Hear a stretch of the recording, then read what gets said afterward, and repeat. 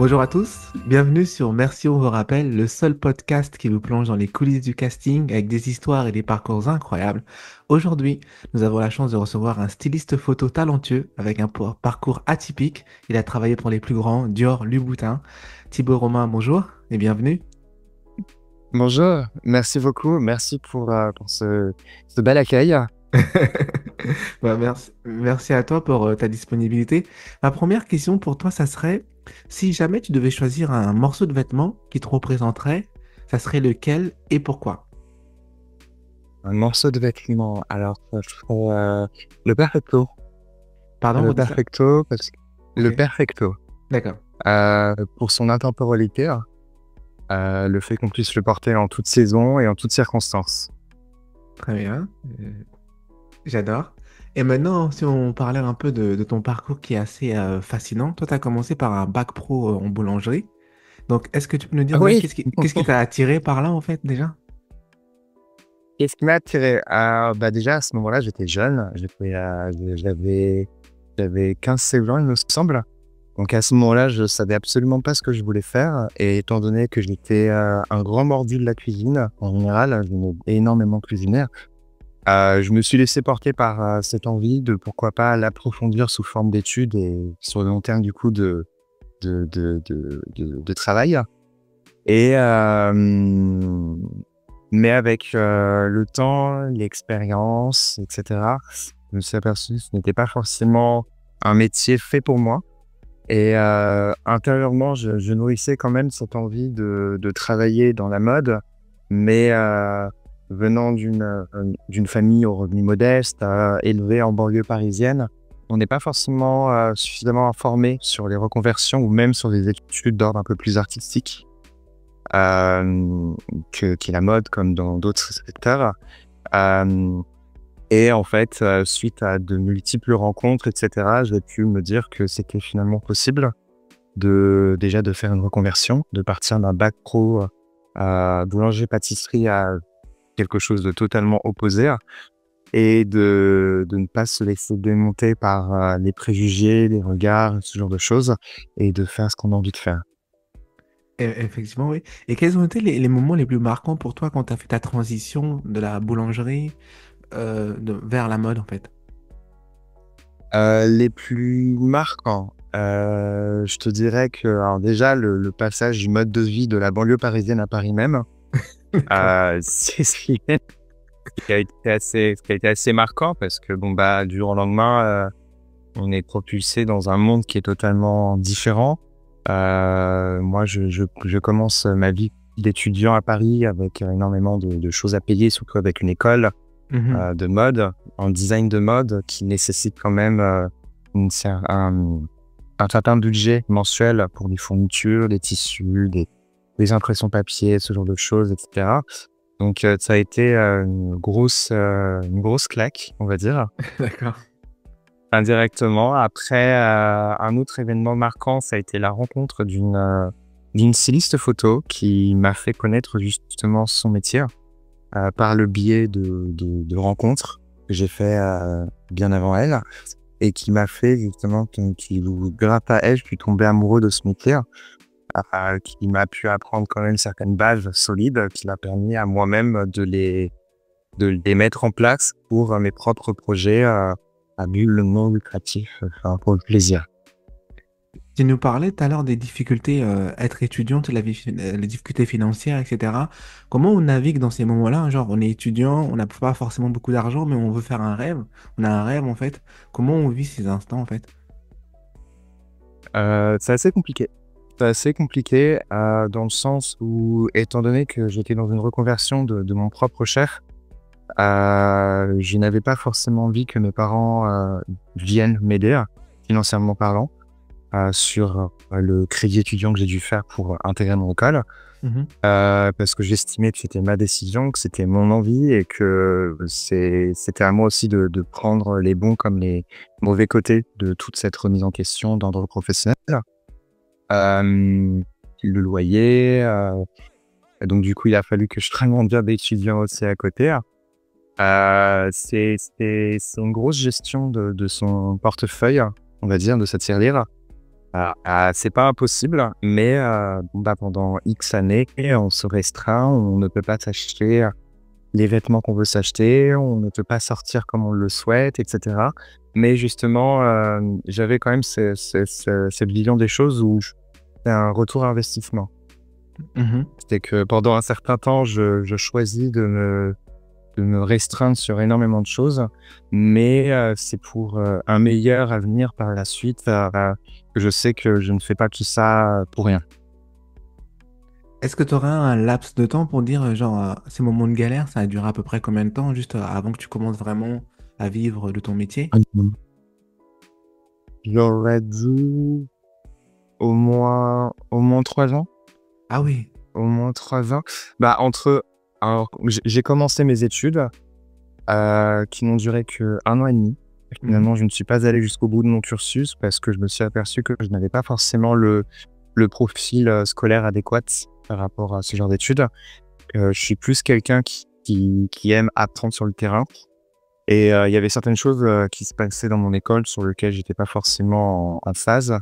Où voilà, on paye une certaine somme d'argent à l'année. En fait, on a affaire à des profs pas forcément compétents, enfin, plus du moins pas à ceux à quoi on s'attend. Donc c'est vrai que j'avais beaucoup de mal avec ça.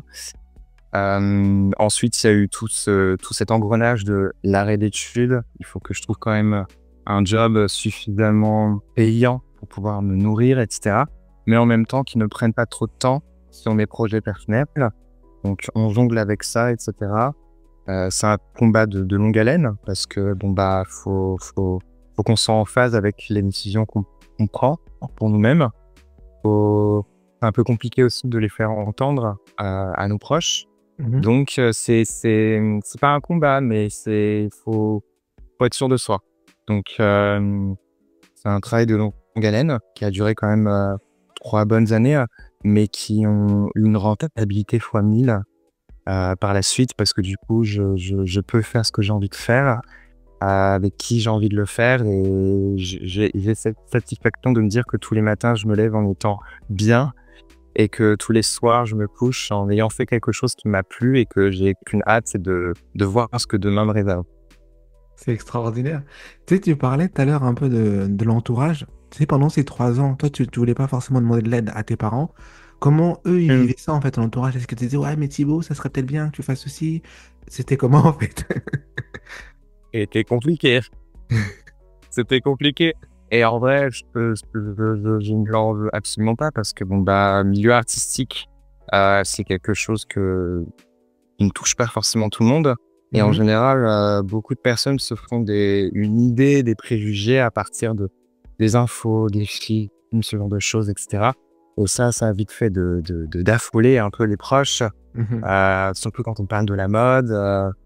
Ces gros préjugés qu'on peut avoir là, dans ce milieu-là, la drogue, le sexe, ce genre de choses. Donc, au début, mes parents étaient très réticents par rapport à ce genre de choses et m'ont plus gentiment essayé de me rediriger sur autre chose. Mais je suis quelqu'un d'assez buté Mhm. dans mes choix. Mais au début, oui, ça a été un peu compliqué parce que forcément, ils ne comprenaient pas le mode de fonctionnement, surtout styliste photo. On n'est pas dans du design, on n'est pas photographe, etc. Et puis le concept d'emprunter des vêtements auprès de créateurs pour les utiliser lors d'un shooting photo. Du coup, la première question qui venait auprès de mes proches, c'est: mais pourquoi est-ce que les créateurs te prêtent des créations? Et j'étais là, pourquoi pas? Enfin, genre, après, c'est tout un sens esthétique, il y a une Mhm. confiance et qu'ils savent que c'est pour faire du beau et que c'est visuel. Après, enfin, c'est tout un engrenage sur lequel ils avaient du mal à concevoir et à Mhm. comprendre le pourquoi, machin, truc, pourquoi un tel t'appelle, et cetera, et cetera. Bon, au début, c'était drôle. C'était drôle parce que je prenais le temps de leur expliquer, et cetera. Puis à un certain moment, c'est un peu fatigant aussi de devoir se justifier Mhm. sur une activité qui n'est plus simplement qu'une passion, mais une profession. Bien sûr, ouais. Donc du coup, devoir se justifier auprès de personnes, et cetera. Hem, c'est toujours un peu compliqué, mais bon, avec du recul, il faut toujours le prendre avec un peu avec du second degré. Bah oui. Mais est-ce que pendant ces 3 ans, tu as eu des moments de doute et tu te dis, ah non, mais c'est pas fait pour moi, j'abandonne. Enfin, alors, je n'ai jamais eu de remise en question sur le fait que c'était pas fait pour moi. Mais j'ai eu beaucoup de moments de doute de est-ce que ce que je fais est bien? Est-ce que tout ce prêt étudiant, est-ce que ça en valait vraiment la peine? Est-ce que à peine rentré dans la vie active, à peine 18 ans, j'ai déjà des dettes, Mhm. j'ai déjà un crédit. Enfin, on dirait que ça me propulse dans un grade d'adulte. Je suis là dans ma tête, enfin, genre, c'est pas genre comme si on devait 10 balles à un pote ou à ses parents ou je sais pas trop quoi. Là, pour parler honnêtement, au début, j'ai commencé avec un crédit à 15 500 €. On commence avec ça à 18 ans, on se prend une claque, quoi. Bien sûr. C'est un peu compliqué. Donc, ça a plus c'était sur ça où j'ai eu quelques regrets, mais avec le temps et l'expérience aussi, j'ai appris qu'il fallait pas forcément en avoir. Parce qu'indirectement, c'est ces erreurs de parcours, c'est ces expériences, c'est des moments de peur, de crainte, et cetera, qui ont fait que j'en suis arrivé là maintenant et que, en fait, peut-être que finalement, c'était nécessaire de passer par là pour en arriver à là où j'en suis. Parce Mhm. que je pars du principe où toute expérience est bonne à prendre, qu'elle soit bonne ou mauvaise, et que c'est justement grâce à ça qu'on évolue. Si on n'en tire pas des leçons, hein, on n'évolue pas. On n'évolue pas et que j'ai 27 ans et j'ai pas forcément j'estime avoir encore un peu de temps pour faire encore quelques erreurs, Ouais. pour justement apprendre de la vie, plutôt qu'à mes 50 ans où là, justement, j'explose tout et c'est à 50 ans, enfin, ça passe un certain âge, je pense que c'est un peu plus compliqué de se rattraper, sur des erreurs et cetera. Là, bon, bah, je fais ce que j'avais à faire. Maintenant, je sais comment aborder les choses. Je sais que certaines choses sont à faire et à ne pas faire. Et je pars avec des bagages solides, enfin, tout du moins de, de, de ce que j'en pense. Mhm.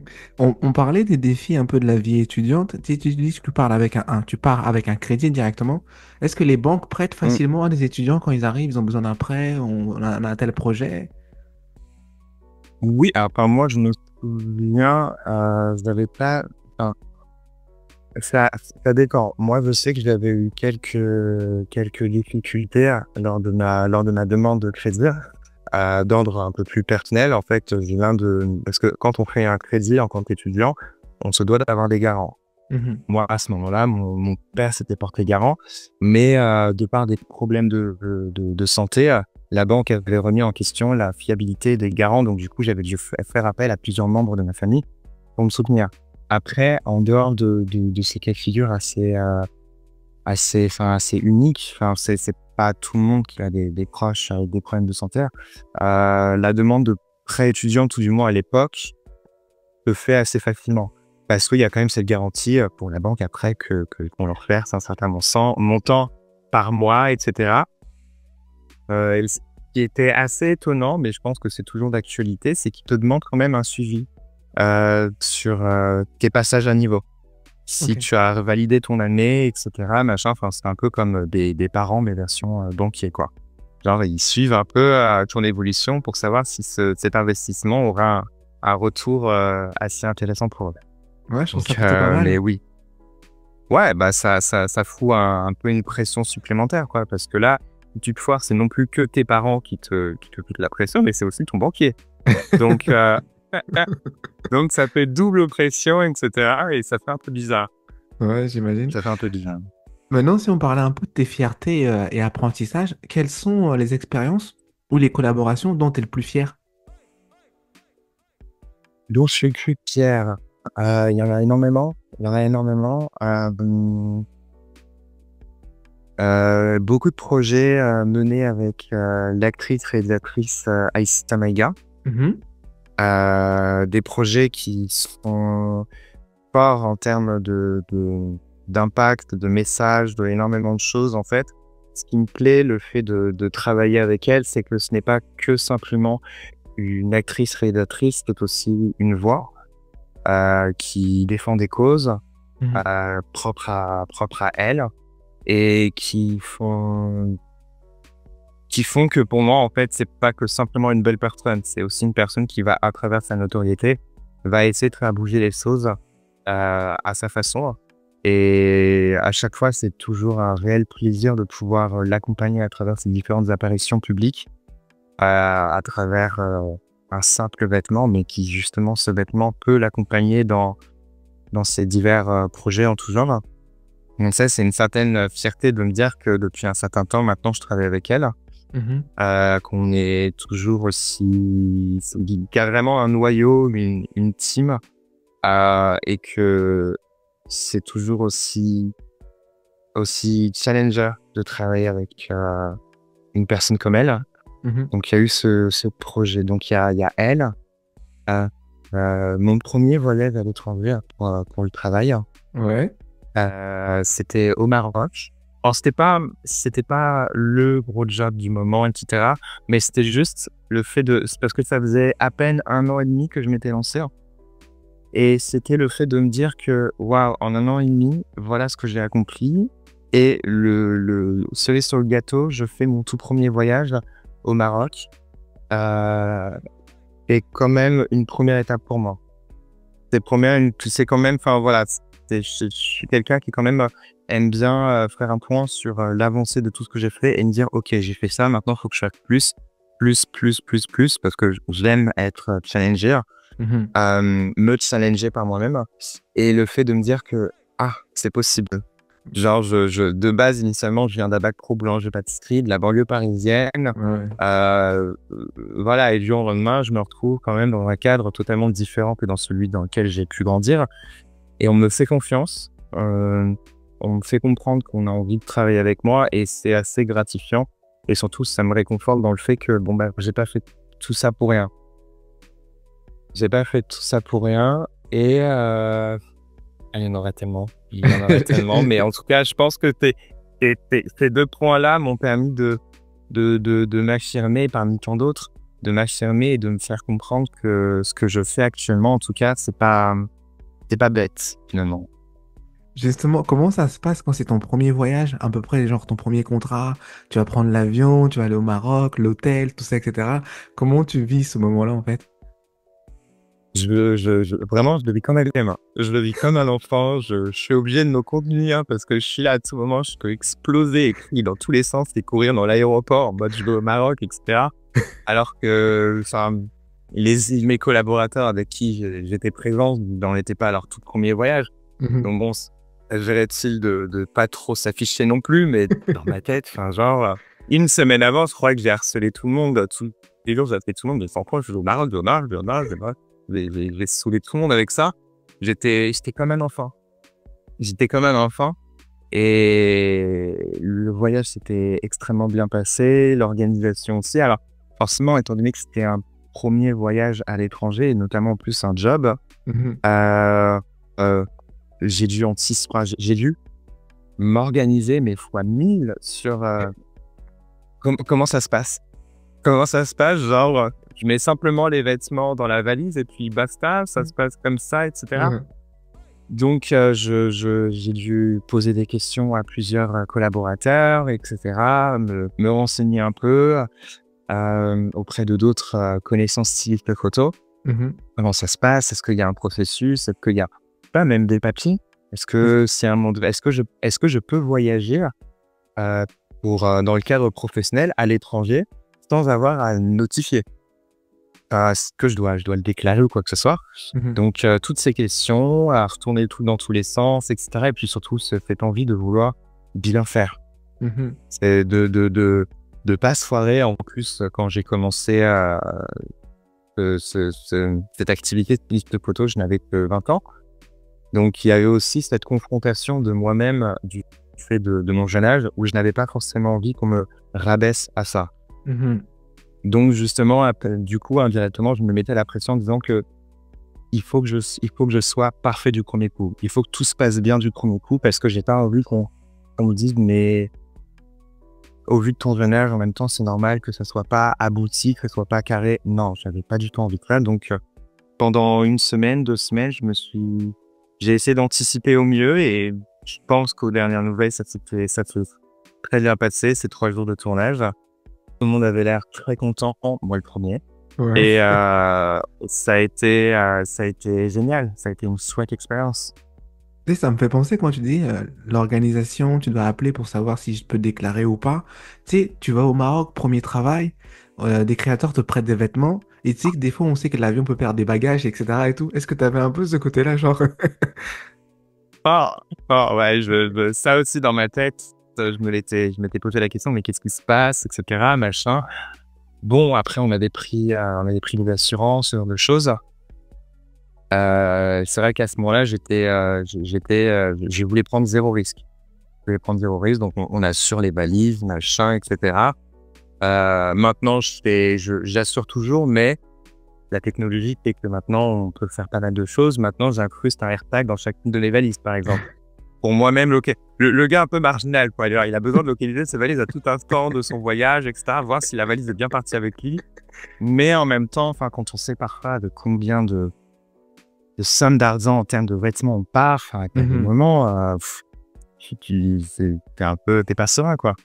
T'es pas J'imagine, serein. ouais. Donc, on apprend, on essaye d'être le plus vigilant possible, de prévoir au mieux tout type de cas de figure et comment, s'il m'arrive ça, comment je peux rebondir, machin, etc. Et anticiper surtout. Mhm. Donc, c'est toute une logistique. J'imagine.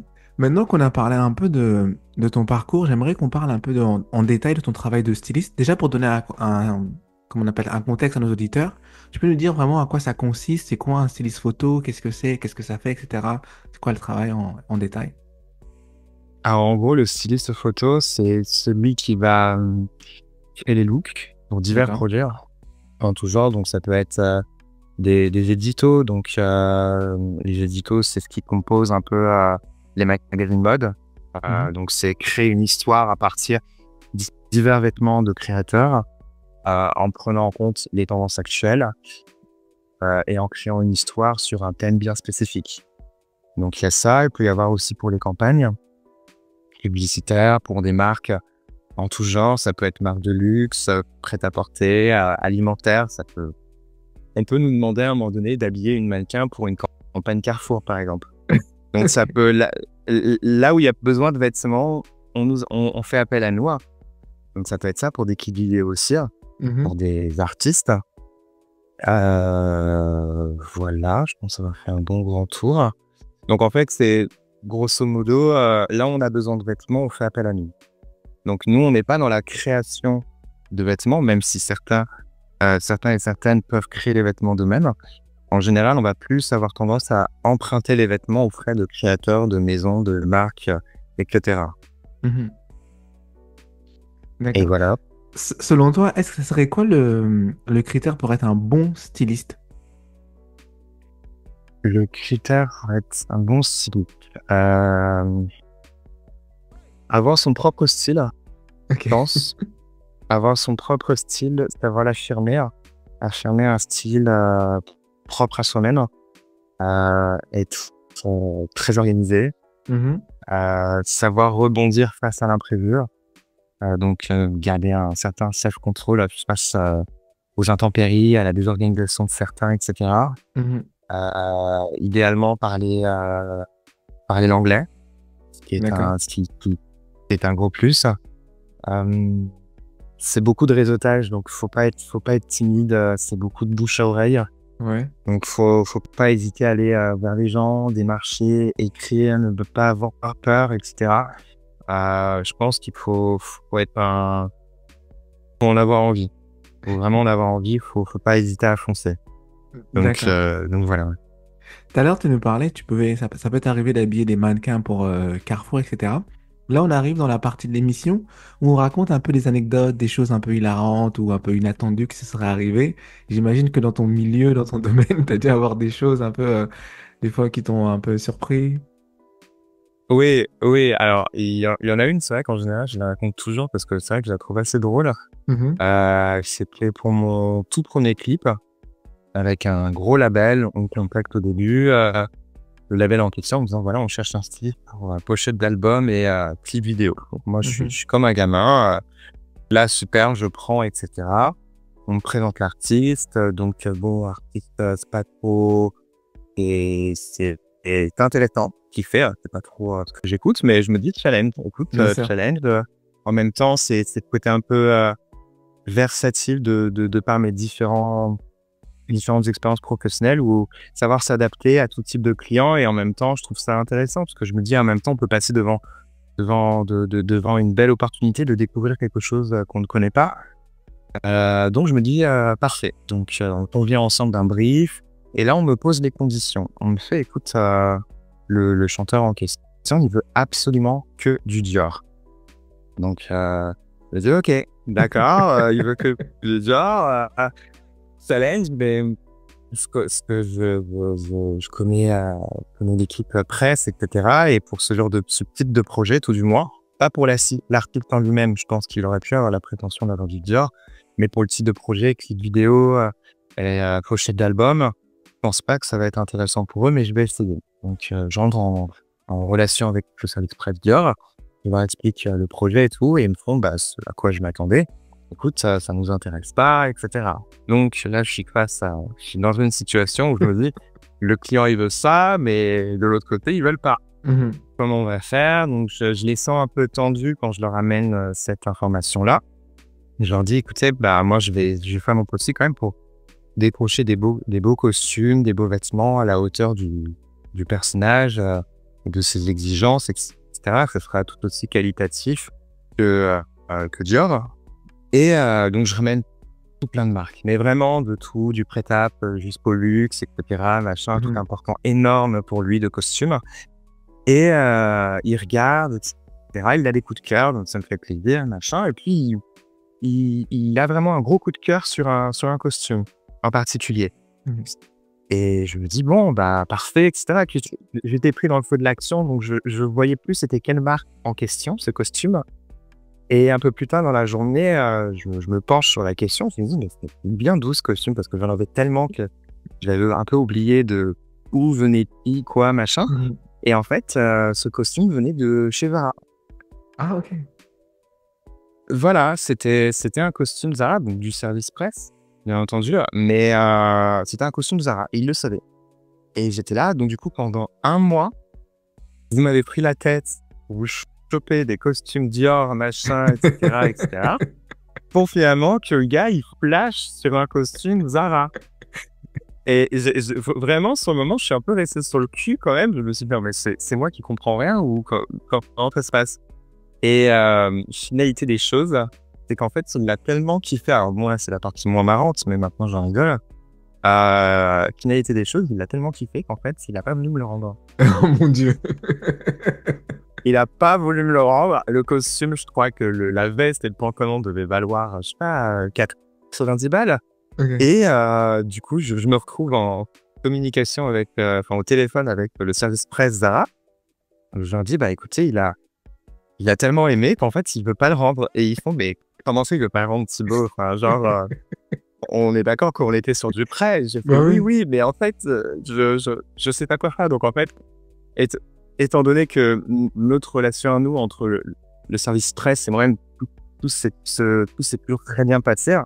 Moi, je leur fais comprendre que moi, mon but principal, c'est de continuer à aller dans ce sens-là avec eux. Bien sûr. Et que cet artiste, en soi, à un moment donné, s'il fait des coups comme ça, je vois pas l'intérêt de continuer à travailler avec lui.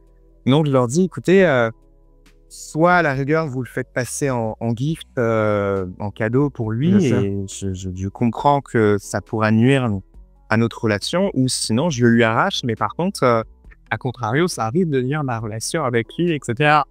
Mais enfin, voilà, en gros, je vous laisse décider de tout ça, parce que moi, ce qui m'importe surtout, c'est une bonne relation saine avec vous.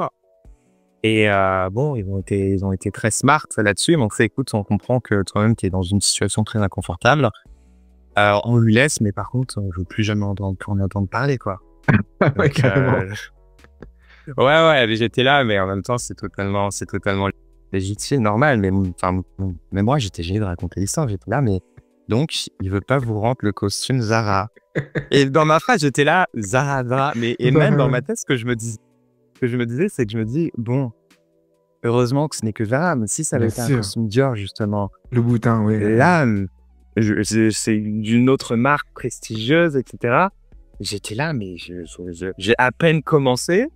ça y est, Thibaut Romain, bisous, on n'entend plus parler. Le gars a disparu de la circulation, quoi. Donc, non, c'était une drôle d'expérience, une chouette d'expérience pour le fait de faire mon ma toute première pochette d'album en tant que styliste photo et clip vidéo. Mais moins drôle sur le choix stylistique où on me met une pression pour avoir telle marque. Finalement, le client a un gros coup de cœur pour une marque beaucoup moins prestigieuse et en plus ne souhaite pas me rendre le costume en pensant que c'est Cadeau. qu'il est chez lui, quoi. Voilà, c'est ça, cadeau, tout me revient, je suis quelqu'un, machin, et puis toi, t'es là, bon, c'est un peu délicat, quoi. C'est un peu délicat. Est-ce que t'en as tiré une leçon? Genre, tu t'es dit, bon, maintenant, pour l'avenir, tu t'es un peu genre backup, un peu genre, tu te prépares, tu te dis, bon, faut pas que ça se reproduise, ce genre de situation. Voici ce que je vais faire et tout. Est-ce que t'as prévu ce genre de truc maintenant? Alors oui, j'ai prévu de ne plus jamais travailler avec lui. Ça, c'est clair. Déjà, d'emblée, ça c'est clair, et que maintenant, ce que je fais, c'est que lorsque je fais signer des devis, des contrats auprès de mes clients, j'introduis toujours des textes à la fin qui disent que bon, bah voilà, si tu me rends pas le vêtement, bah, ça ne regarde que toi, mais par contre, ça accompagnera à ma facture le montant du costume en question. Et bon, bah, tu pourras pas faire genre que t'étais pas prévenu ou quoi que ce soit. Après, je fonctionne beaucoup plus, je fonctionne beaucoup au feeling aussi. Ou quand je sens pas le truc, je vais pas me prendre la tête. Je vais pas me prendre la tête, je vais tracer ma route et c'est pas grave. Peut-être que j'ai perdu une occasion, etc. Mais non, je vais plus, j'ai pas envie de perdre de temps. Surtout avec des gens totalement imprévisibles, avec un degré d'exigence qui ne correspond pas du tout au type de projet. Et c'est là où ça devient problématique. C'est que quand on commence au début, on a tendance à vouloir dire oui à tout. Bien sûr. Parce que justement, on est en recherche d'expérience, on est en recherche on est dans cette envie d'alimenter un book quand même. Et c'est là tout le problème, c'est que quand on le fait ressentir à X, Y, Z personnes, les personnes parfois peuvent avoir cette envie justement de l'utiliser à leur avantage. Donc c'est là où il faut faire très attention, s'entourer de bonnes personnes dès le début, des personnes de confiance, très smart, qui vont te faire travailler et auront un retour de visibilité là-dessus et sur lequel ils vont pas te faire perdre de temps. Et ensuite rentrer dans un cercle, dans un mécanisme de maintenant, bah, je connais ma prétention professionnelle, je connais ce que je veux. Maintenant, c'est temps, machin, etc. Ne pas avoir peur à poser des chiffres, en fait. Bien sûr. Parce que le milieu du freelance, déjà, et donc doublé de la mode, c'est quand même deux milieux totalement, qui sont un peu compliqués quand même. Et quand on commence s'imposer sur des tarifs, sur des projets, sur une prétention, etc., toujours un peu délicat avec le temps. Au début, toujours un peu délicat parce que bon, bah, il y a le syndrome de l'imposteur pour beaucoup. Il y a le fait de, mais comment je peux prétendre à tel montant, etc.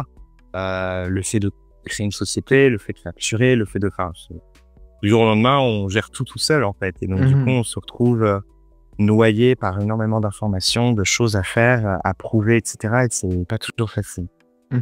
J'aime beaucoup ce que tu dis, mais je trouve que ça apporte aussi une certaine crédibilité. Tu sais, c'est un peu à l'américaine. Quand tu travailles avec les Américains, normalement, c'est voilà, je te prête ça, voici ce qui arrive si tu perds, Tu vois, tout est clarifié dès l'avance, en fait.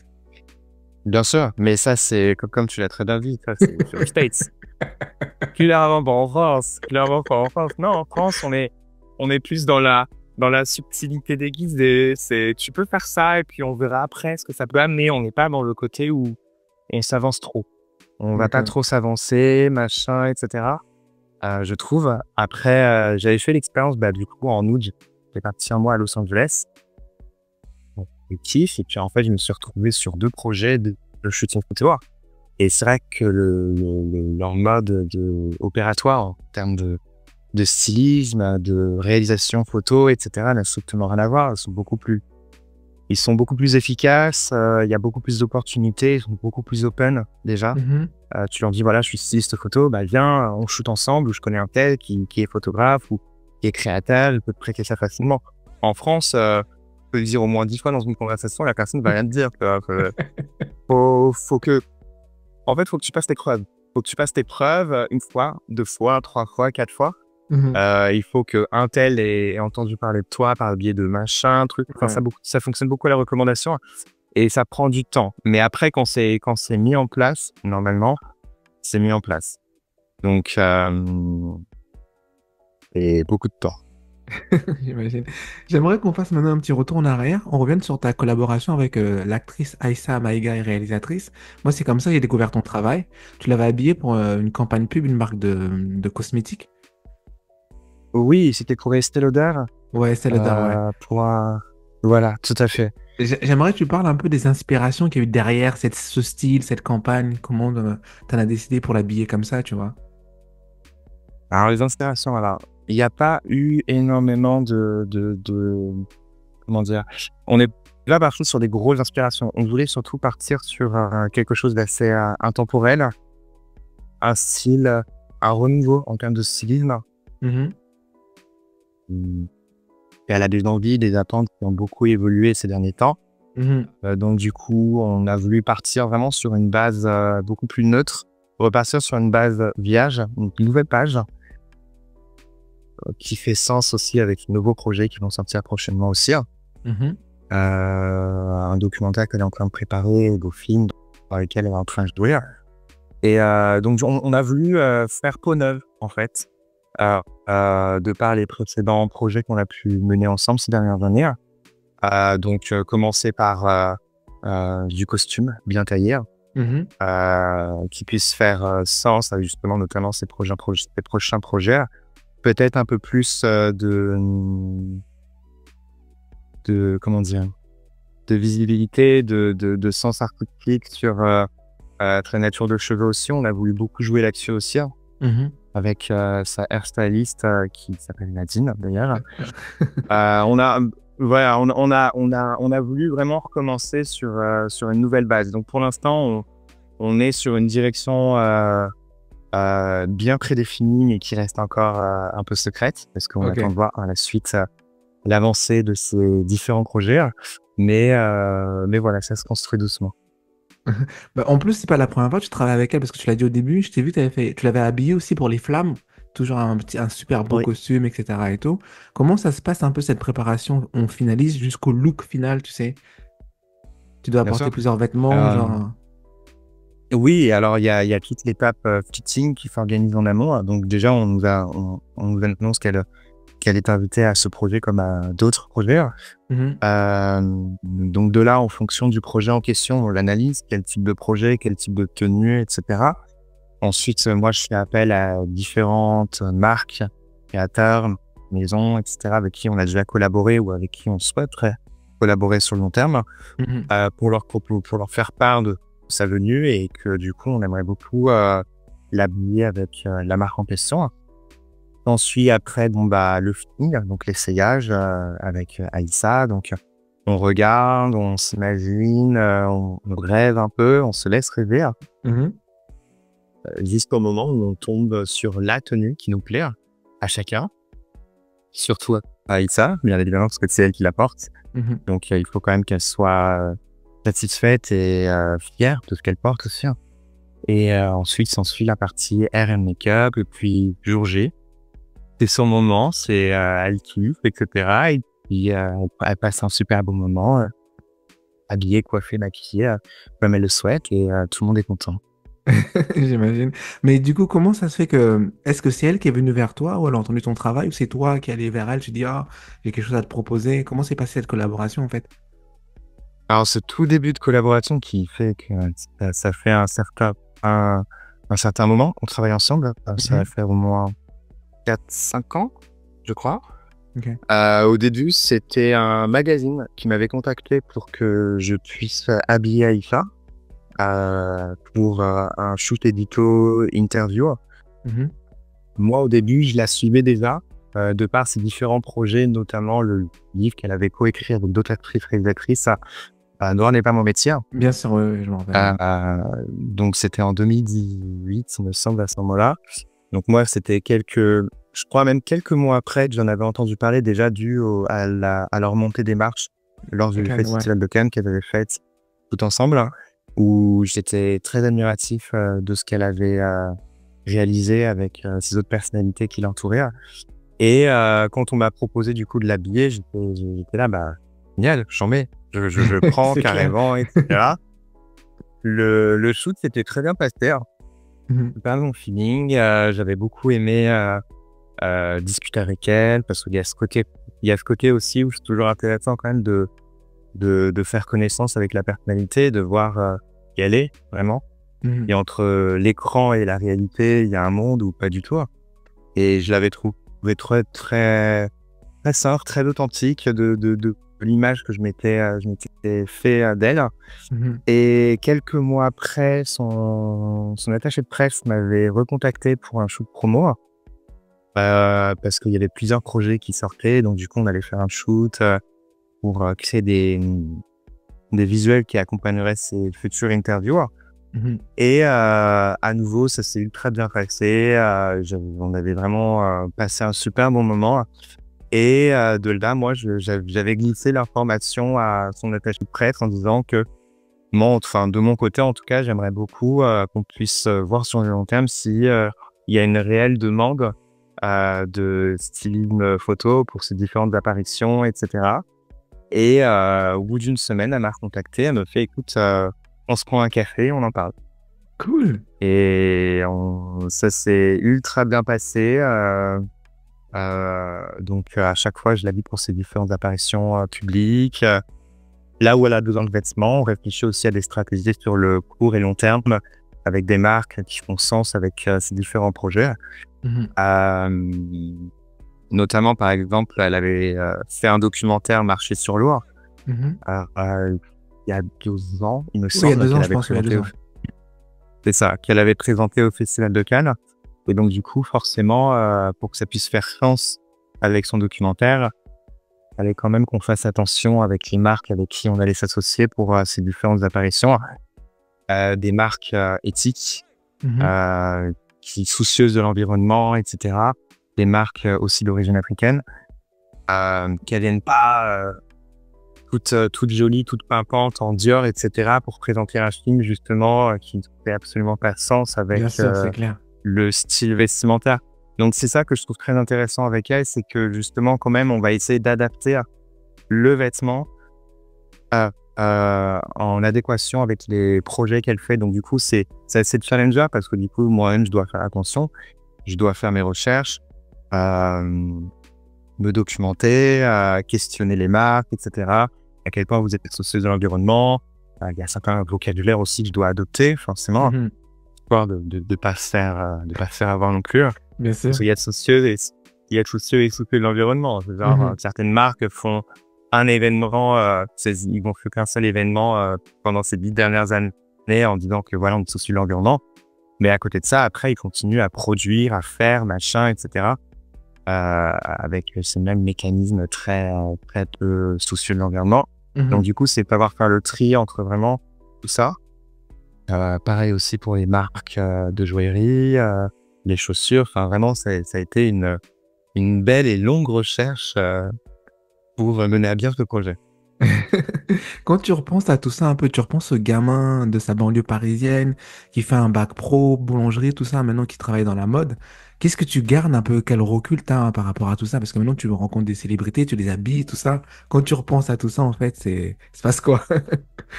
Ah, ça fait bizarre. Ça fait bizarre. Il y a il y a une certaine fierté, ou une certaine fierté que beaucoup de proches nous font ressentir aussi. Donc c'est très agréable. Une certaine nostalgie aussi du fait de ouais, je reviens bien de loin quand même, Mhm. le petit banlieusard, il vit dans les petits quartiers du 91, etc., machin. Et puis du jour au lendemain, il se retrouve à travailler avec des marques que tout le monde porte, Mhm. que ce soit tant bien que des marques de vêtements, de cosmétiques, des célébrités qu'on voit tous à la télé, etc. Ça fait tout drôle.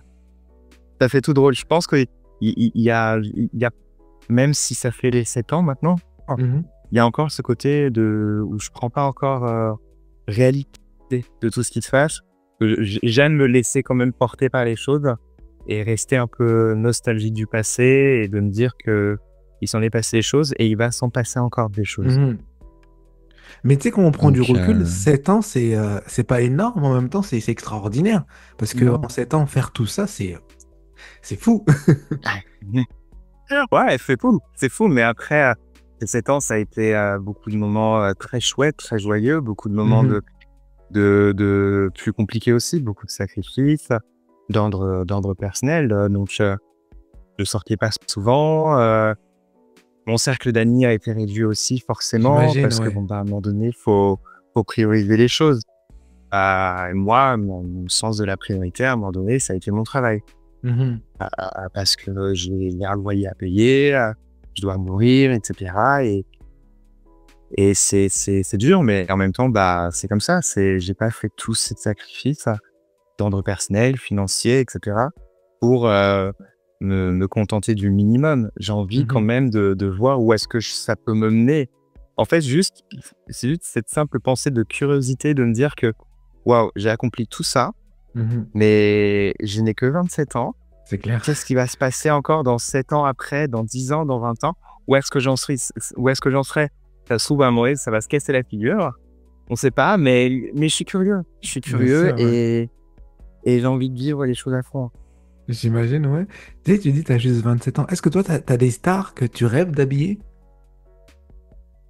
Euh, ouais, alors peut-être pas. En fait, je pense qu'il y a toujours ce côté où on a toujours peur d'être déçu parce qu'on s'imagine. D'accord. Donc, il y a beaucoup de célébrités que j'ai pu rencontrer et qui, à travers l'écran, ils ont l'air juste hyper abordables, hyper gentils, machin, etc., tout ce que tu veux. Et dans la vraie vie, non, pas tant que ça. Pas tant que ça. Mhm. Mais des stars après. Alors après, c'est pas trop des stars de ma génération. Ok. C'est plus des stars de la période, enfin de la génération de mes parents, on va dire, Mhm. parce que mes parents m'ont fait grandir quand même avec leur voix à eux, leur style à eux. Donc Bien sûr. notamment cette actrice Sophie Marceau, Ah, bien sûr, ouais. euh, que je trouve juste sublime et qui, elle, par contre, me vend vraiment du rêve quand je la vois. Cette femme, ou quand je la regardais petit dans les films La Boom, par la suite LOL, etc.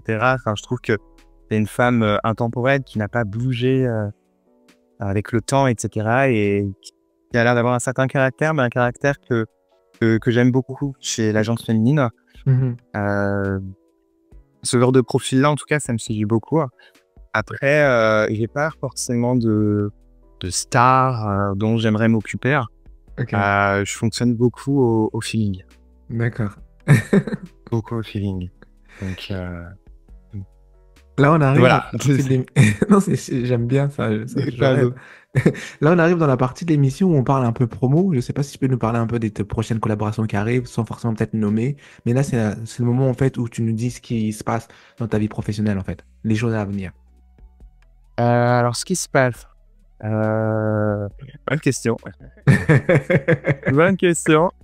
Là, en ce moment, c'est plus sur un travail, une introspection personnelle où j'ai Ok. envie de renouveau, de changer un peu ma propre DA, Mhm. mon propre style, et que cette DA s'en ressente à travers mes différents projets artistiques. Mhm. J'ai envie en fait, suite à mon voyage que j'ai fait, comme tu as raconté tout à l'heure, à Los Angeles, il y a Mhm. eu cette envie disons que ce voyage à Los Angeles, c'est un voyage que je préparais depuis pas mal de temps. Mhm. Depuis le début, et en fait que j'attends avec impatience. Et maintenant que je l'ai atteint, que je l'ai fait, alors attention, j'ai pas tout fait là-bas non plus, mais disons que ça a été un accomplissement pour moi malgré tout. Là, du coup, je suis dans une phase où est-ce- c'est quoi la suite? C'est quoi la suite? Qu'est-ce qui se passe? Alors ok, je rencontre toujours je rencontre toujours d'aussi belles opportunités, rencontres et clients, etc. Mais j'ai envie de plus, j'ai envie d'une nouvelle carotte, on va dire entre parenthèses, Mhm. quelque chose qui m'appâte et qui me donne envie. Donc justement, c'est ça le projet pour cette fin d'année, c'est de trouver quelque chose qui puisse challenger, parce que je fonctionne beaucoup comme ça. Donc, retravailler un peu sur ma direction artistique personnelle, Mhm. travailler avec de nouvelles personnes, des nouveaux photographes, des nouveaux make-up, hairstylistes, tout type de personnalités artistiques qu'on peut rencontrer dans cette industrie, et continuer à faire continuer à faire des gros projets, des plus beaux projets, puis surtout, je pense que le point final, mais ça c'est pour toute une vie, continuer à être heureux Bien sûr, dans ce important. que je fais, dans ce que j'accomplis, et être fier du parcours que je fais. Mhm. Non, c'est très beau et très inspirant ce que tu dis de faire du parcours. Tu sais, là, on arrive dans la partie aux tips où on donne des conseils. Quand on voit ton parcours, tu sais, croire en ses rêves, les réaliser malgré les obstacles, etc. et tout, quels conseils, toi, tu donnerais justement aux gens qui aimeraient un peu suivre leur voie ou peut-être suivre une voie comme la tienne, etc. et tout? Euh, bien s'entourer, ce qui est très important. Toujours avoir une oreille attentive, quelqu'un qui sera là pour t'écouter. Déjà t'écouter, c'est déjà énorme. Pouvoir se décharger de temps en temps, pas forcément attendre un quelconque retour. Cette personne t'apporte toutes les solutions du monde, mais tout du moins pouvoir se décharger. C'est toujours quand même très utile d'avoir un moment d'échappatoire, et écouter aussi. Écouter son instinct quand on sent que ça va pas le faire, que ça ne peut pas le faire, etc. Ne comprendre pourquoi, Mhm. pour justement justifier la raison de pourquoi est-ce qu'on n'est pas allé jusqu'au bout des choses. Pour éviter justement d'avoir affaire à ce même cas de figure plus tard. Mais je pense que s'écouter, c'est quand même très important, parce que je pense que ce qui résonne en nous, source de bienveillance, et que c'est que pour notre bien, en fait, que quand à un moment donné, on a notre ventre qui se tord un peu, etc., c'est pas pour rien. C'est qu'il y a quelque chose derrière qui fait dire que je suis pas à l'aise. Et pourquoi je suis pas à l'aise, il faut que je le comprenne pour que justement la prochaine fois, on puisse éviter ce cas de figure similaire. J'aime bien ce que tu dis, j'aimerais juste revenir un petit peu en arrière. À un moment, tu m'as dit, ouais, tu as dû te couper un peu de certains amis, ton cercle d'amis s'est réduit. Donc, tu sais, quand on veut Bien sûr. réussir, je pense que pour les jeunes aussi, les gens qui nous écoutent, c'est important peut-être de savoir avoir des priorités aussi, je pense, non? Parce que tu as vécu ça un peu comme un sacrifice, j'imagine.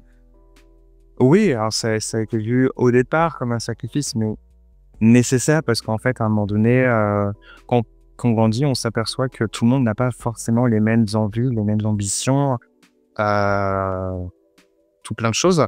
Donc moi, je nourrissais cette ambition carriériste quand même sur le long terme, d'être accompli, et d'autres, par exemple, nourrissaient l'envie de créer une famille, d'avoir un mari, une fiancée, des enfants, etc. Chose que Mhm. je respecte totalement.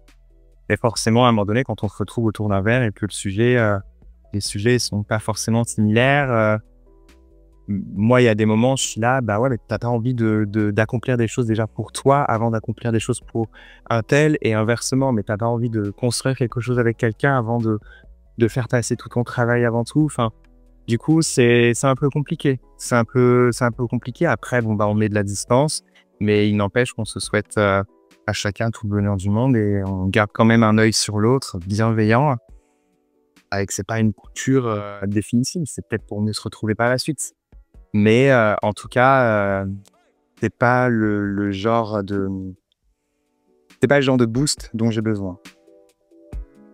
C'est pas le genre de boost, et je ne pense pas être le type de boost correspondant à ce genre de cas de figure pour une personne qui cherche dans l'absolu à créer une famille, avoir des enfants, etc., etc. Alors que moi, à contrario, je suis là à fond carrière, à fond travail. Je suis pas la bonne personne pour conseiller à ce niveau-là. Non, non, j'aime beaucoup. Bon, en tout cas, Thibaut, c'était un plaisir de parler avec toi, d'apprendre sur ton parcours tellement inspirant et tout. J'espère que ça va aider aussi nos auditeurs qui veulent se lancer demain. Super aussi. Donc, je te Mhm. dis merci. On vous rappelle. Merci à toi. À bientôt, Thibaut. Ciao, ciao.